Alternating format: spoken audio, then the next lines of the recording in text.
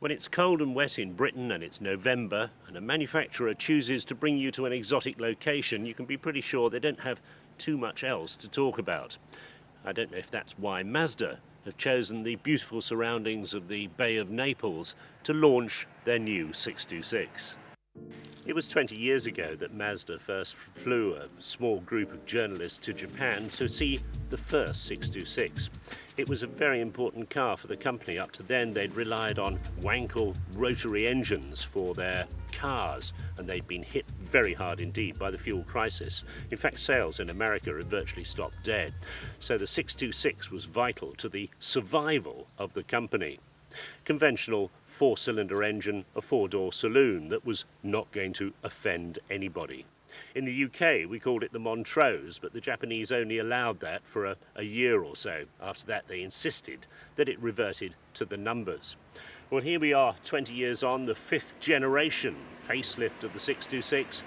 And what's changed? Well, a new grille that Mazda say reflects their corporate identity, but I have to say it looks pretty much like everybody else's corporate identity. A new sculpted bonnet, and new headlamps, but there's changes under the skin. Mazda say they've changed the bushes in the suspension and the dampers to give better ride and handling, and they've upgraded the interiors. How does it go? Let's find out. Well, the answer is surprisingly good. The steering is nicely weighted and precise, and on these winding mountain roads, it's easy to place the car precisely on the road. The roll is well controlled, and at the same time, bump, thump and potholes are absorbed quite nicely. So all in all, the car rides well and handles surprisingly well. I was prepared to condemn it as an anonymous, faceless Japanese car, but in fact, it actually impresses round here. The GT version that we're in has white dials with black numbers and a different trim with black-looking shiny plastic in the place of the plastic wood in the other versions.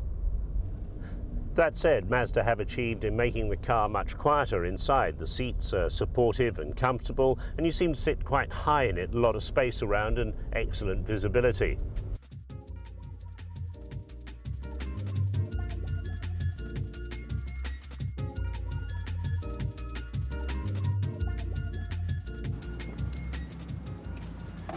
An unusual feature of the car is the folding front seat with room for your coffee cups and your paperwork if you simply have to catch up during a long jam on the M25.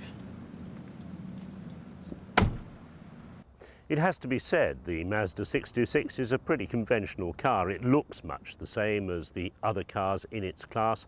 There's nothing particularly exotic about the specification.